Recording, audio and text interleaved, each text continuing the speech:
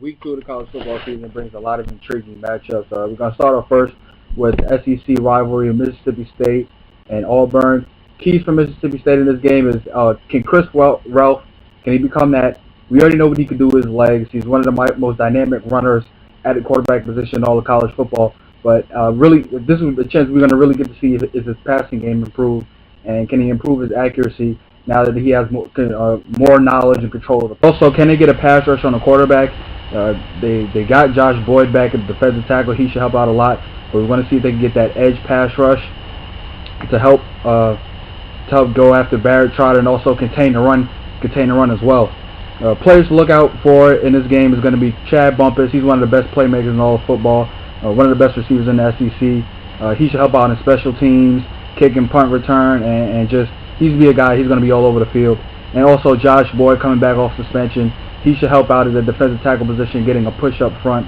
He's going to be key to help Mississippi State stop that running attack that they have at Auburn with Michael Dyer, McCaleb, and Trey Mason. Moving on to Auburn. Auburn keys to this game is how they respond after that lackluster performance that they had.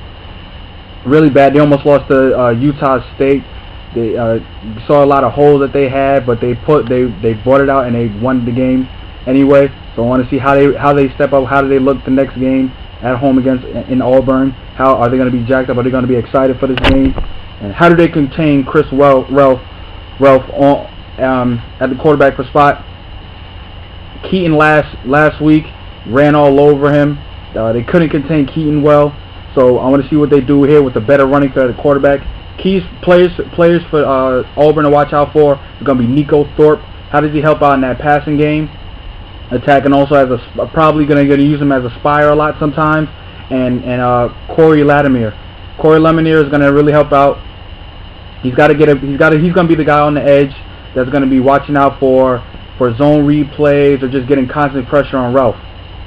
The one big key in this game you got to watch out for is special teams.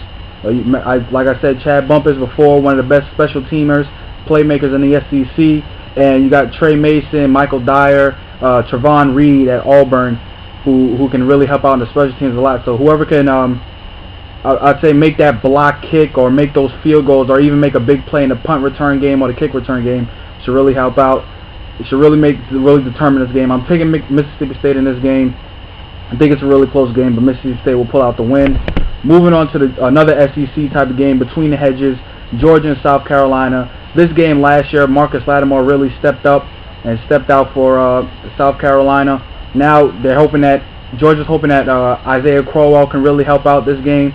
But the keys to the Georgia team is how does this team respond after losing to Boise State in the Georgia Dome last week.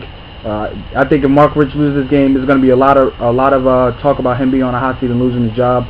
I want to know how the offensive line plays. The offensive line really got dominated against Boise State, and now South Carolina's going to be bringing bigger, more athletic, more faster defensive tackles and ends at them. I want to see how they do that and how they create a running lane as well. And can they get a pass rush on Stephen Garcia? They couldn't get a pass rush against Boise State. And they got to get to the quarterback in order for this defense to really be successful. Players to watch out for in this game is going to be Kwame Gaithers. He's going to help out in the running game. He's going to have to be that guy to be stout in the run game for them since they run at 34 look. Also John Jenkins as well. Those two nose tackles, they're going to have to find a way to stop Marcus Lattimore and just find a push on that defensive line. Brandon Boyker should be a guy you should watch out for as well. With Brandon Smith, one of those guys are going to have to take on Alshon Jeffries. How they're going to be able to stop him from making big plays. Moving on to South Carolina, their keys are, can they get off to a fast start? They really had a slow start in that East Carolina game. Stephen Garcia came in and they started putting up points and the offense really started to click. And also Stephen Garcia, how does he play? His problem has always been inconsistent. He'll be great one game, bad the next. I want to see if he can keep that consistency going and being a playmaker for them. Players to watch for this game is going to be Stephen Garcia as well. It depends on how this team goes. Depending on how he plays, the way this team really goes. And Jadeveon Clowney, the freshman, he's going to be a guy is going to really test his Georgia tackles. Those tackles at Georgia with his speed and athleticism, and he should be able to get pressure on Aaron Murray. The one big key of this game is going to be turnovers. Which team is going to win the turnover battle? Who's going to turn over the ball less? I think whoever wins the turnover battle in this game is definitely going to win. I got South Carolina big in this game, even though it's a home game for Georgia. I think South Carolina, if Stephen Garcia could play great, I don't think they have anybody that can really stop Alshon Jeffries on the outside. They're going to be double teaming a lot, but one of those playmakers for Georgia are going to have to step up. Malcolm Mitchell, somebody, but I think South Carolina beats them big due to the problem that they have on that offensive line. Moving on to one of the biggest games of the weekend, Alabama and Penn State. The keys for Alabama is who steps up to that quarterback position. They got a quarterback battle going on right now, A.J. McCarron and Phillip Sims. Both of them, they looked a little shaky. They both had 2 interceptions last week. Nick Saban's has got to find a quarterback for that job. Also, explosion plays in the passing game is another key. They need to find the guys. They got Trent Richardson and Eddie Lacy, who are going to be stout in the run game. They got to find those guys who can make big plays on the outside. Players to watch out for is going to be Nico Johnson and Dante Hightower on the inside. Can they help with that running, stop that running game Penn State is going to bring? And DeAndrew White should be that guy who will stretch the field and hopefully make big plays for them and just help out on the outside and be that playmaker. Moving on to Penn State, their keys to this game is going to be how does this offensive line play against Alabama's front 7? They're going to send a lot of crazy blitzes. They're going to a lot of speed, a lot of athleticism.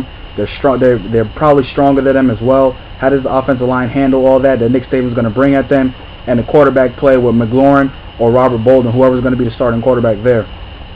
Players of the game, players to watch for Penn State going to be Silas Redd. How is he going to be? Is he going to be able to make an impact and a significant impact in the running game? Help him, and also Derek Moy. Derek Moy should really help. Can he help out one of those quarterbacks? Big target, 6'5". How is he going to play against this Alabama strong secondary? He's going to be a guy that he's going to watch out for. One key to this game is going to be explosive plays. Who's going to make the most explosive plays in this game?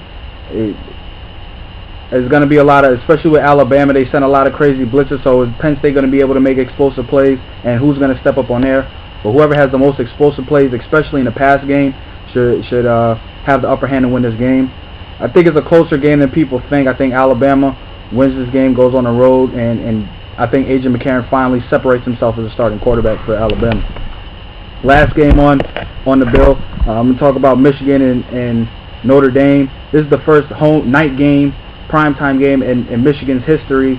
I think the atmosphere is going to be wild for that game. The keys for Michigan is how does Denard Robinson has his passing improved like we really saw. We didn't really get to see a lot against Western Michigan because the game got delayed or ended early. I want to see how he does there. Can that Michigan front four get pressure and help out that secondary, because the secondary is really weak and still is a work in progress in that secondary, but that front four for Michigan is really underrated and it's really good, and how they're going to be able to get pressure on Tommy Rees. Players to watch out for Michigan is going to be Craig Rowe at the defensive end. Can he get pressure on Rees and just cause havoc back there and mess up timing to help his secondary? And also tight end Kevin Kogar, how does can he be a guy who can help in the middle of the field, make a lot of mismatch plays, take away those tight ends, and just is he going to be that guy, Denard Robinson safety blanket, help make plays? Moving on to Notre Dame, is Tommy Rees the answer at quarterback? Can he improve and be the guy that they saw last year, who went 4-0 and won a lot of games for Notre Dame at the end of the season? And also, how does that defense contain Denard Robinson? He killed them on the ground last year. He's just too fast, and how do they contain him? Plays to watch out for in this game, though, is going to be Theo Reddick. He's going to have to help out in the slot a lot and just become another playmaker for Tommy Rees to throw to. Also, Sierra Wood should help out in the run game. Can he help in the run game? So that's another threat for them. He also has great hands out the backfield. But I think Aaron Lynch could be a key guy. He's a reserve. He's a backup, but he's going to play good minutes. Get minutes enough. Can he get pressure on Denard Robinson and just help contain Denard with his speed, his athleticism and speed at the end position? The key to this game is going to be the quarterback play. Whichever quarterback I think plays the best, either through the air or running the football, is really going to determine the winner. I'm taking Michigan in this game. I think they'll win it. It'll be a close game, but I think they win it by a field goal or less. But I think Michigan takes this game. And for my upset pick of the week, I'm going to take Oregon State over Wisconsin. Oregon State lost last week to Sacramento State, but I think they was looking ahead for this game, and I just want to see how Mike Riley really knows how to coach his team up for big games, and I really think Ryan Katz can have a really big game for them. So I'm picking Oregon State to upset Wisconsin this week. Let me know what you guys think, and leave your comments on the bottom and subscribe to the top of the page. All right, talk to you guys later.